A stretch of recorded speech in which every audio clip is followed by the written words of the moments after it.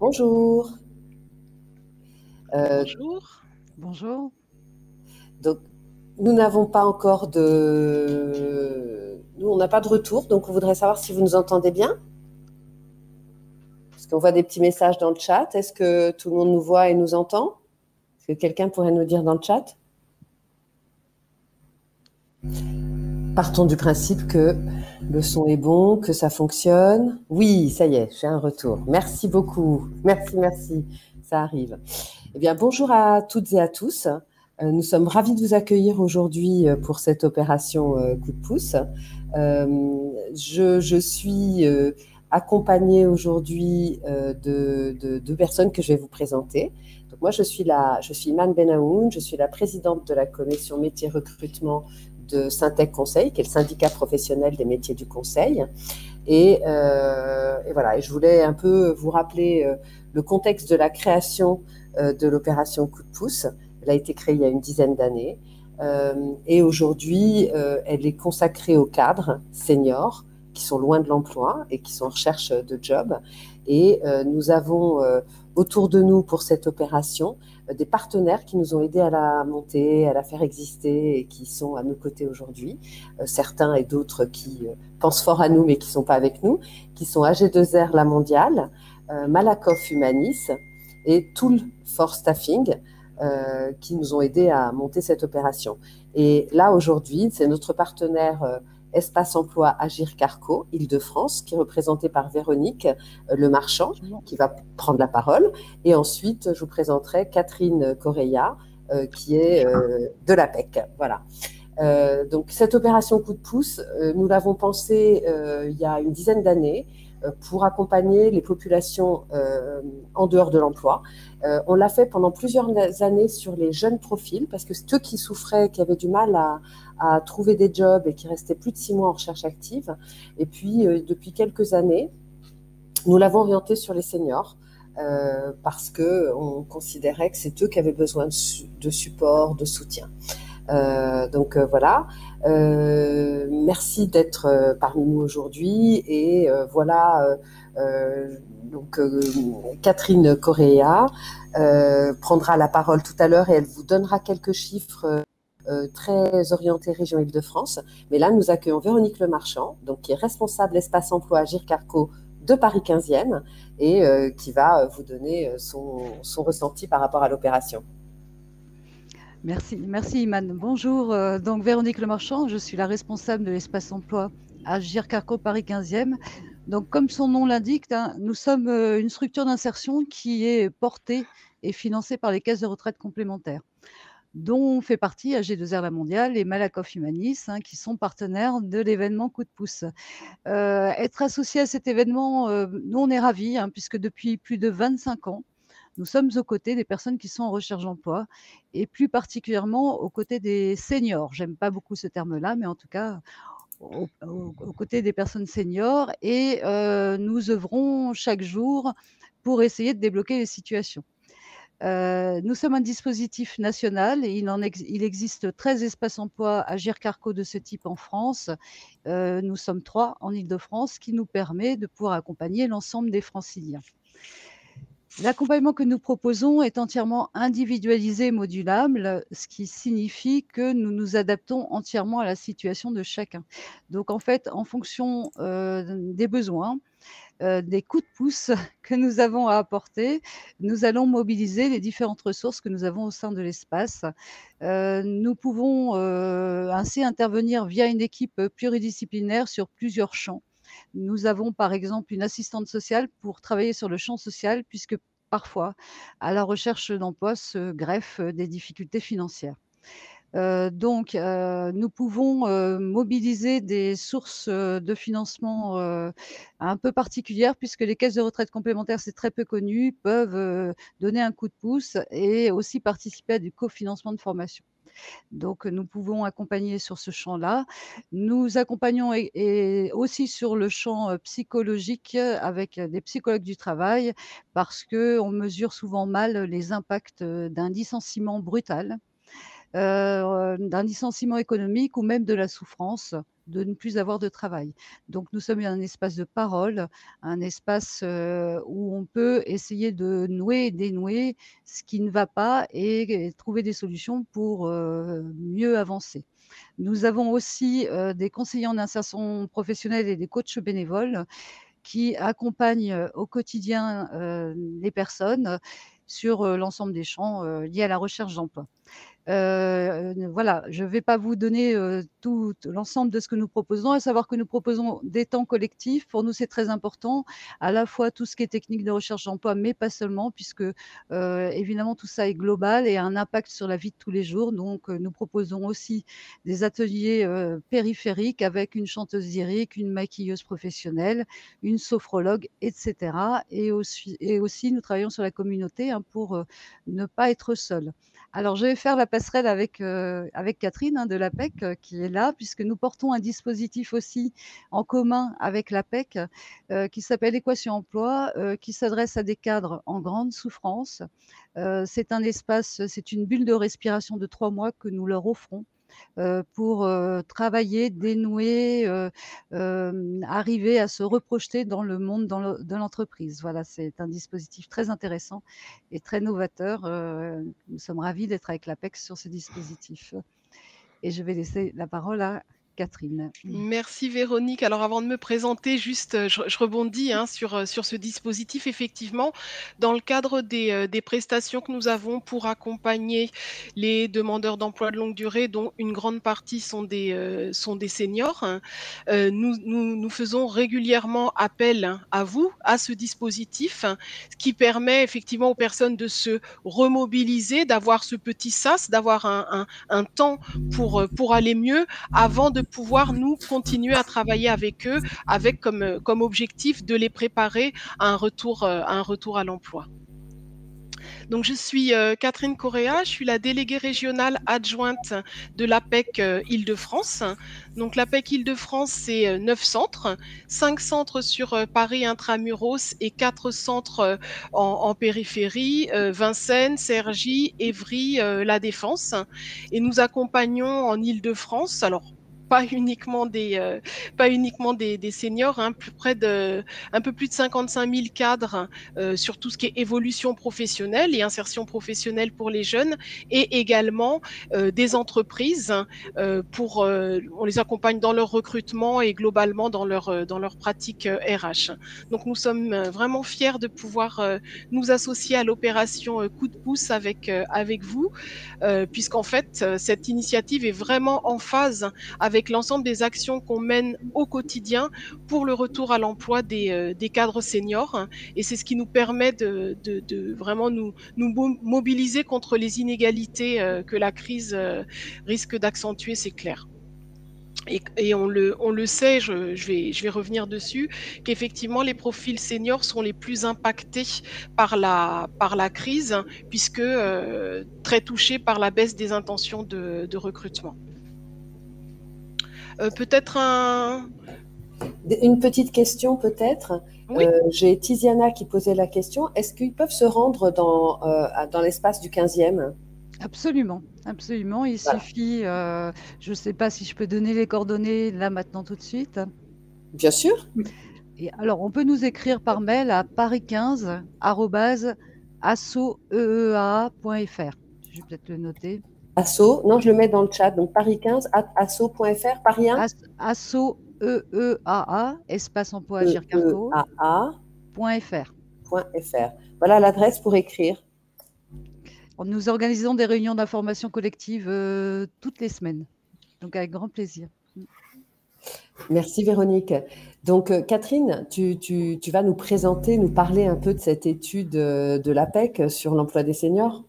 Oui, alors notre département, notre observatoire de l'emploi cadre a réalisé une étude qui est toute fraîche, qui est sortie il y a quelques jours, sur l'emploi des seniors. L'idée, c'était de pouvoir réaliser un bilan sur la situation et le ressenti des cadres seniors dans le contexte de la crise, et l'accès aussi sur les bénéfices qu'ils apportent au sein de l'entreprise. Donc en fait, c'est une étude quali et quanti. Donc au niveau du quali, rapidement, qu'on sache quelle est la base. Notre observatoire a pu s'appuyer sur 10 cadres, 10 managers, puisque l'intérêt c'était aussi de voir le regard des managers sur les cadres qu'ils encadrent, des cadres ayant 8 cadres ayant des cadres seniors comme collègues et 8 responsables RH d'entreprise qui emploient des cadres seniors. Donc ça, c'était la phase quali. Et on a réalisé une étude quantitative qui, elle, s'appuie sur 800 cadres seniors en emploi et 500 managers qui les emploient. Alors, peut-être des éléments de contexte. Actuellement, le taux d'emploi des seniors, c'est-à-dire le rapport entre les seniors en emploi et les seniors par rapport à la population totale, est de 53%. Alors, peut-être avant de rentrer dans cette étude, je voulais juste remettre en perspective les intentions sur cette période, les intentions de recrutement. C'est vrai qu'on prévoit un recul des intentions d'embauche qui touche plus les cadres seniors, 28% pour les cadres ayant 20 ans d'expérience et 7% seulement pour le reste de la population, en tout cas la population qui a entre 1 an et 10 ans d'expérience. Alors, on en vient sur les atouts de la population des cadres seniors. Donc, les principaux atouts, c'est vraiment leur expérience et le niveau d'expertise. 25% des managers de ces cadres jugent que leur principal atout, c'est leur expérience des cas, leur expérience des différentes situations possibles. Le deuxième élément, le deuxième atout, c'est leur expérience technique. Et ils ont souvent un rôle, donc c'est ce qui est ressorti comme étant important, un rôle de régulateur des relations sociales, c'est-à-dire que leurs managers savent qu'ils peuvent s'appuyer sur eux pour être en quelque sorte des courroies de transmission, pour pouvoir pour pouvoir accompagner des changements. C'est sur cette population que leurs managers s'appuient. En grande majorité, et à 82% par rapport à l'étude, ils les considèrent comme étant rassurants dans une équipe. Ils sont engagés, ils sont motivés, ils sont enthousiastes. Donc, on est réellement sur des atouts qui sont reconnus par les managers de ces seniors. Merci. Merci, Catherine. Avec plaisir. Est-ce que vous avez des questions? J'ai vu quelques questions sur l'âge. À quel âge devient-on senior dans le chat? Donc, nous avons répondu conjointement avec l'équipe Syntec et heureusement, on a répondu la même chose. On a répondu qu'on est considéré comme senior à partir de 45 ans. Qu'est-ce qu'il y avait d'autre? Est-ce que l'étude que vous avez faite est accessible sur le site de l'APEC? Et si oui, comment la trouver? Alors, elle est effectivement accessible sur APEC.fr ou sur apec.corporate. Alors, peut-être juste préciser, notre étude, elle a été réalisée sur les seniors. Et là, on est sur une définition sensiblement différente, puisqu'on est sur les plus de 55 ans. Ah, pour l'APEC? En fait, voilà. Dans la mesure où effectivement on est sur les cadres qu'on accompagne sur le dernier quart de leur vie professionnelle, alors qu'effectivement à 45 ans on a encore 20 ans devant soi. Il y a différentes définitions. C'est vrai que l'État lui s'appuie sur une définition des cadres plutôt autour de 50 ans, puisqu'il y a un certain nombre de mesures d'âge et notamment des mesures liées notamment au licenciement qui prennent comme base de référence l'âge de 50 ans. Moi, j'avoue que j'aime pas trop le mot senior, on va dire.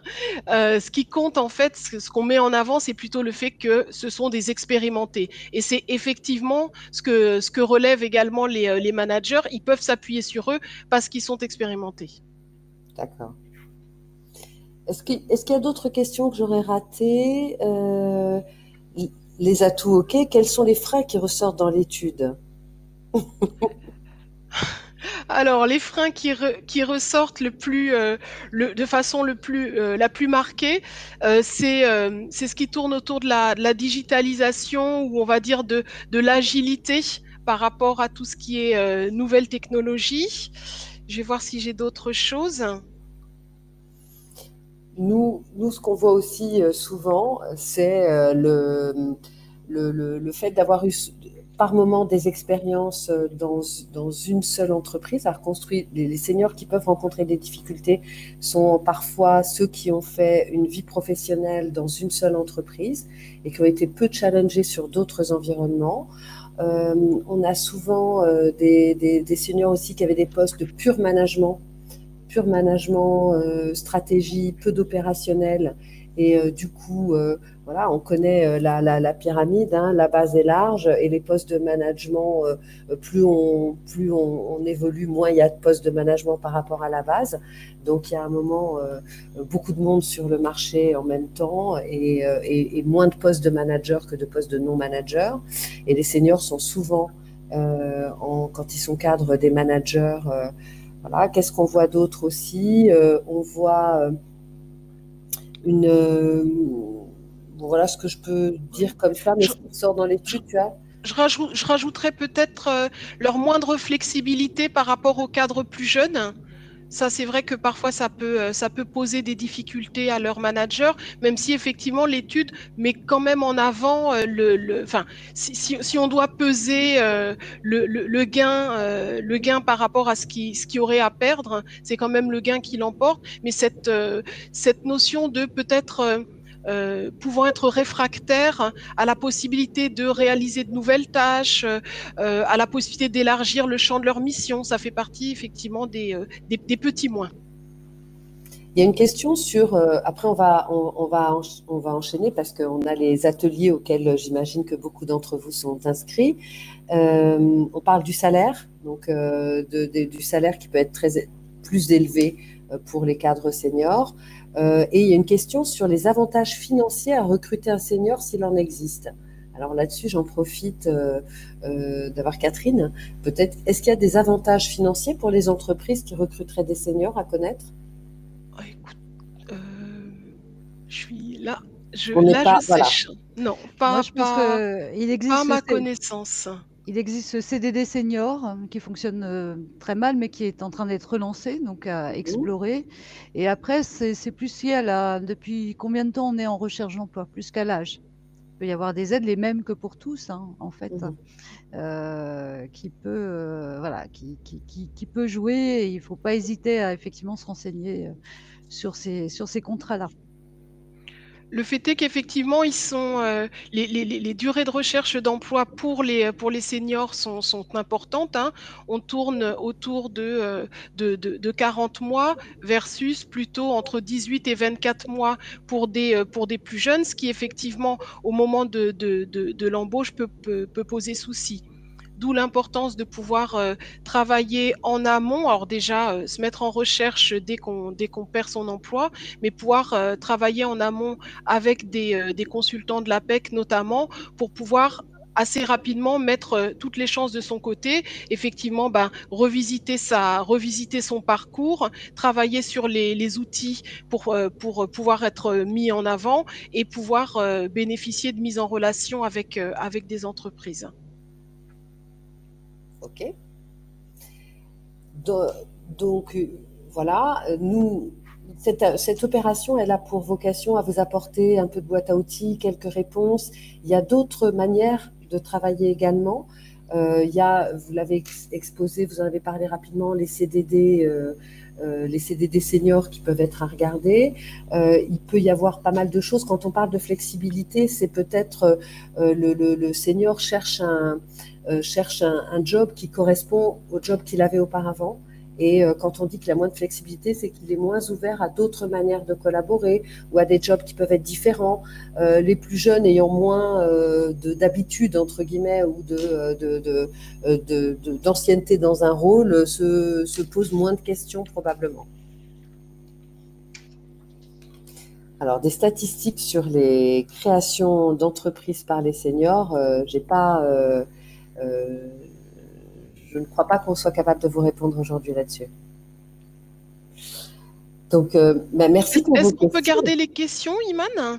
Alors, éventuellement, parce que pour le coup, c'est des éléments que je n'ai pas moi là à disposition, mais alors elles sont dans le chat, donc vous pouvez les lire sur le chat. Elles seront enregistrées, je pense, dans le replay.